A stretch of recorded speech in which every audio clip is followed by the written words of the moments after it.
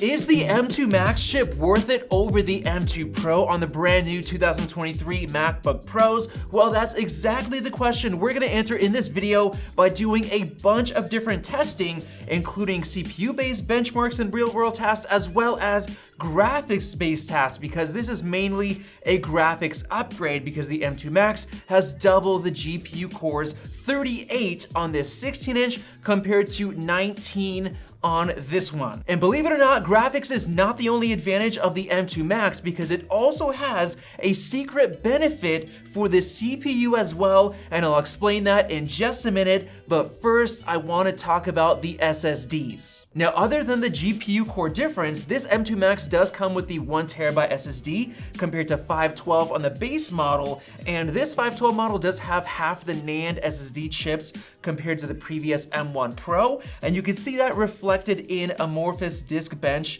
almost 2 times faster for the read speed and almost 2 times faster for the write speed as well. So that's gonna help with transfers and for the SSD memory swap performance as well. So I would definitely recommend, if you're getting one of these new M2 Pro or Max machines, get at least 1 terabyte to solve this issue. Now, something unique about the M2 Max is that you could actually choose high power mode with the 16-inch, which you cannot do on anything else, including the M2 Pro 16-inch, and this actually has a major advantage. As you can see with Geekbench 5 open right here, the M2 Max's clock speed is 3.68 gigahertz compared to only 3.48 on the M2 Pro. That's 5.7% higher in terms of the clock speed, which should lead to higher performance in Geekbench single core. And as I'm running this test, I also want to mention that this one has 32 gigs of RAM compared to 16 on the M2 Pro. And holy moly, look at that score, 2066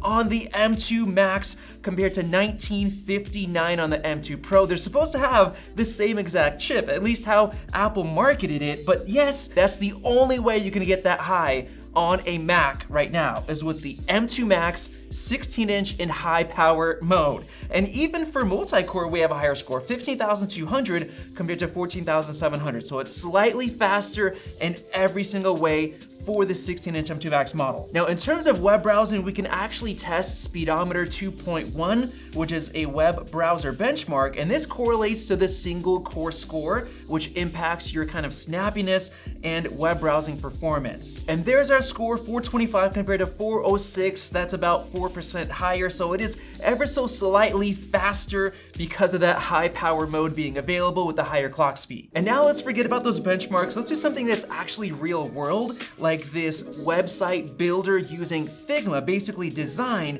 Now, this was provided to us by 500 Designs, which is one of the best design studios out there, and this basically shows the workflow of somebody building websites and web pages. Now, the goal of this test is to see how smooth you can kind of zoom in and how fast it kind of loads up. You can see it's kind of pixelated right there, and let's see and wait how long it takes. There you go.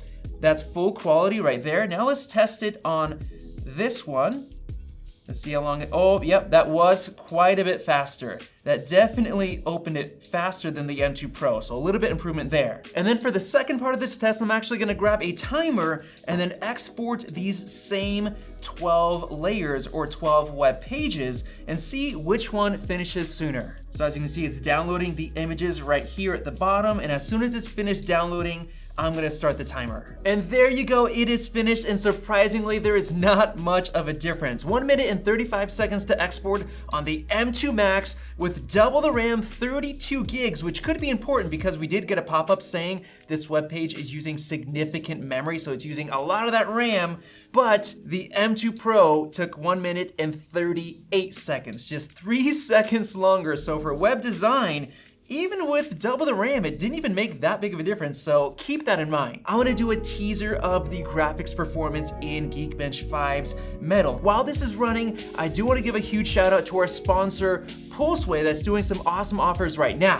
With Pulseway, you can centrally control all of your IT systems like desktops, servers, and network devices all at your fingertips. How cool is that?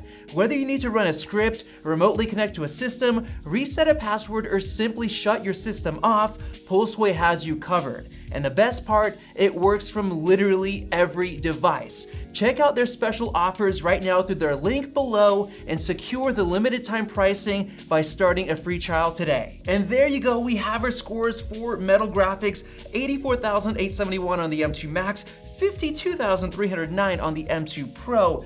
That is pretty bad scaling. Instead of getting double the performance as you'd expect with a benchmark, we're actually only getting about 62% higher.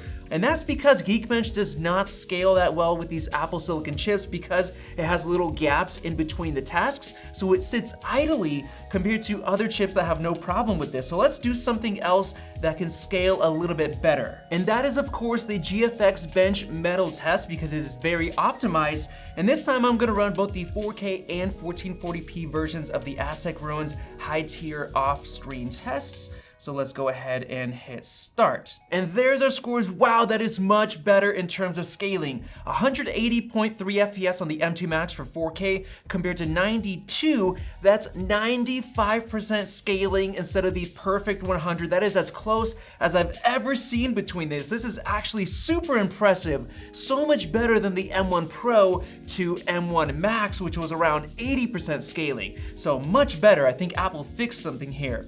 And we have for the 1440p, 397.8 compared to 210. That's about 89%, so not as good, but still better than it was previously. So I'm very happy to see this. And you know what? Let's just throw in 3D Mark's Wildlife Extreme Unlimited test because I do want to monitor the frequencies with Acetop right here. Now we're gonna be looking at this GPU usage right here. We both have 1398 megahertz for the GPU usage, so the same clock speed on both. But one really interesting thing that I noticed was that we had peak wattage of 49.9 watts on the 38 core M2 Max compared to 27.1 watt on the M2 Pro. So that is not exactly twice the wattage, but close to it. There you go, we have our scores. We have 150.7 FPS on the M2 Max, which is really, really good compared to 77.7 on the M2 Pro. That's 94% higher, so still really, really good GPU scaling.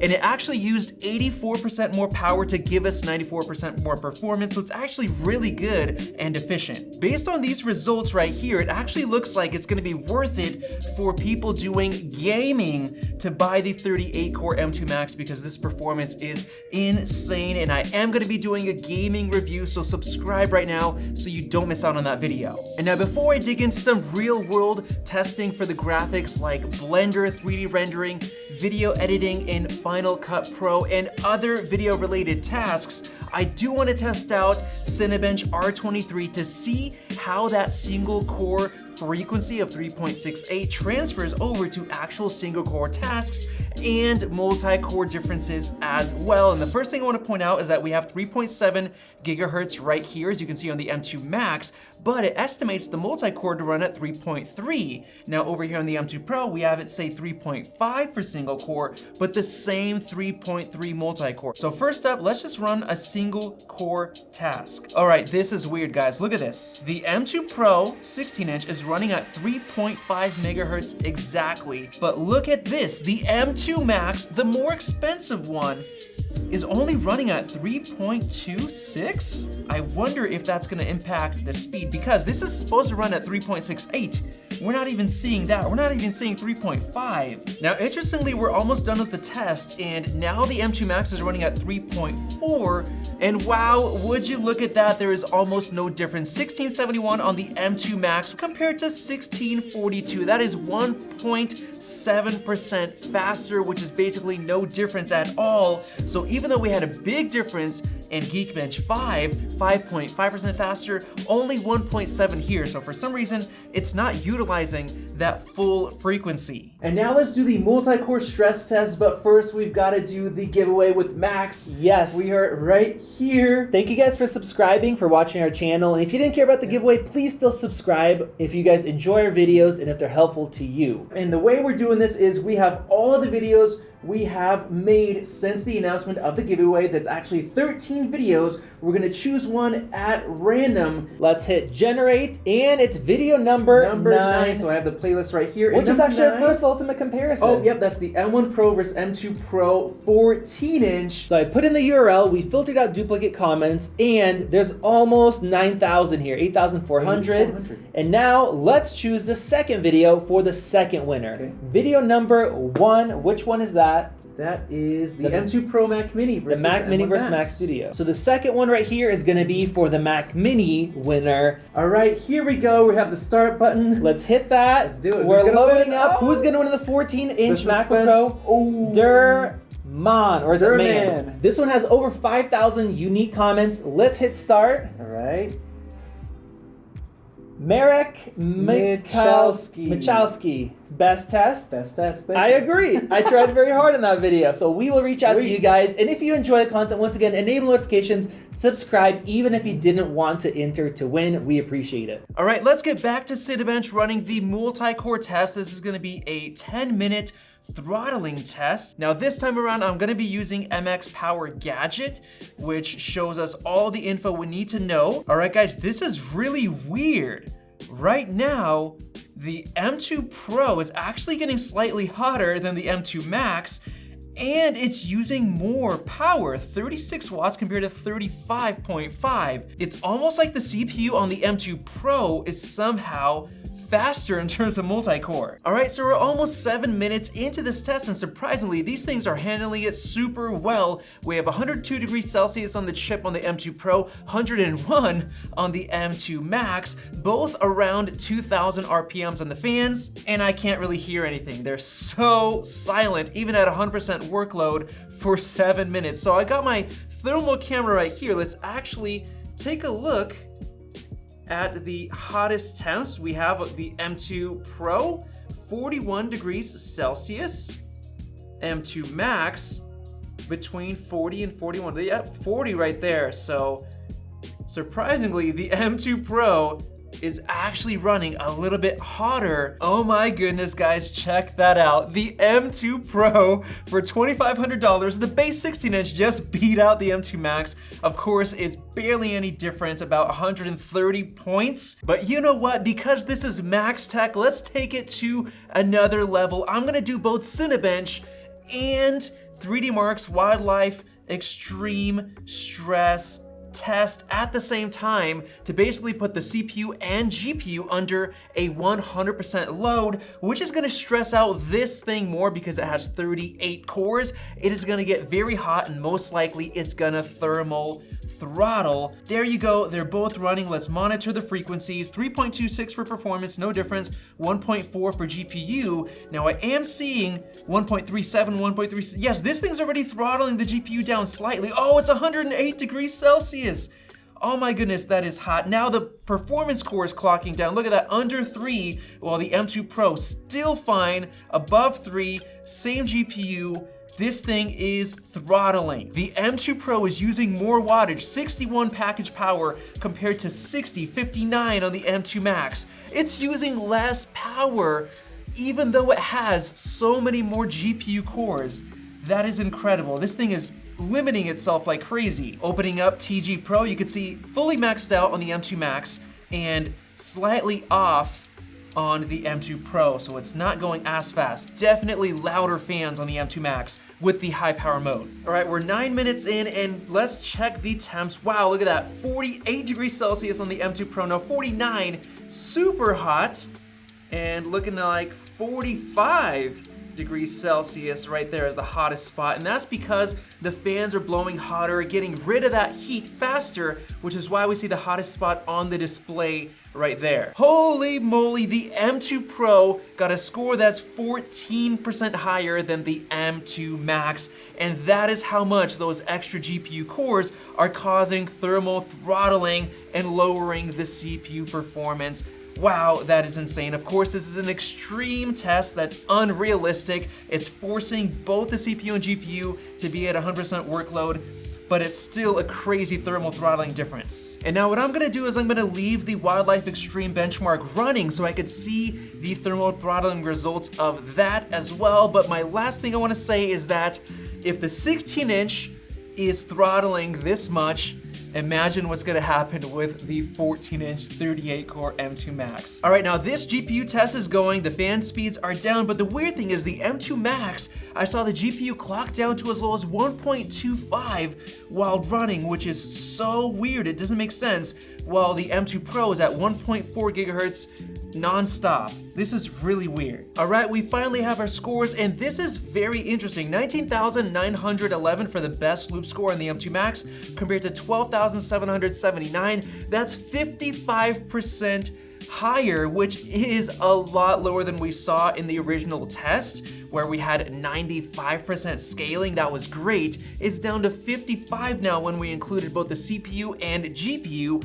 However, if you look at the best and worst scores in terms of this stress test with all these loops, it actually didn't change that much, which means while we were running Cinebench, it was prioritizing the GPU the entire time and choosing to clock down the performance cores in the CPU instead. So it focuses on GPU performance, which is a good sign for graphics related tasks. And now with that theoretical benchmark stuff out of the way, let's move on to some real world graphics tests, which is very important for you guys. We're starting off with Blender 3D rendering on both of these. So let's go ahead, let's render this image. This is BMW using cycles on the GPU. And wow, would you look at that? That is close to 2 times scaling. 22 seconds for the M2 Max with 38 cores compared to 41 seconds on the M2 Pro. That's actually really impressive. Now here I have Party Tug. I'm gonna be rendering this thing out, but what I am noticing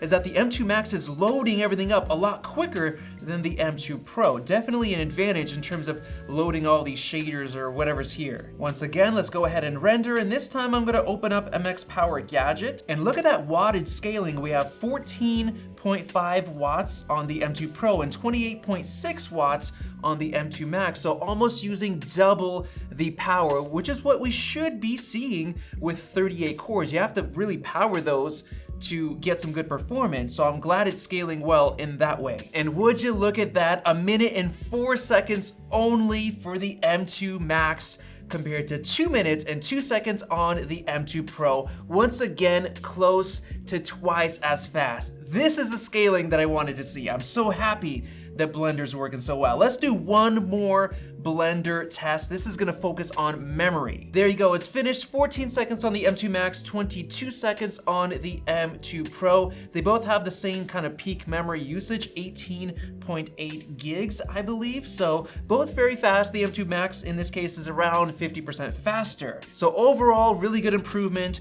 for Blender 3D rendering. Let's move on to video editing in Final Cut Pro. All right, here we are with a 5-minute HEVC test. Now this is the most popular format that people use, both HEVC and H.264, which is why we're gonna export it and see which one gets done faster. And there you go, they're done. The M2 Max finished in 1 minute and 14 seconds compared to 2 minutes and 20 on the M2 Pro. So over a minute faster on the M2 Max, and it's actually not because of the 38 GPU cores, because they were barely being used. This is actually being limited by the video encoders, and the M2 Max has 2 of them instead of 1 on the M2 Pro, which is why it's so much faster. So that's a huge difference for you video editors out there. And now the same thing applies to ProRes, since the M2 Max has double the encoders and decoders of ProRes. So I have ProRes RAW open, a 5-minute clip. Let's export it and see the difference. And wow, this is actually not as big of a difference. The M2 Max finished in 44 seconds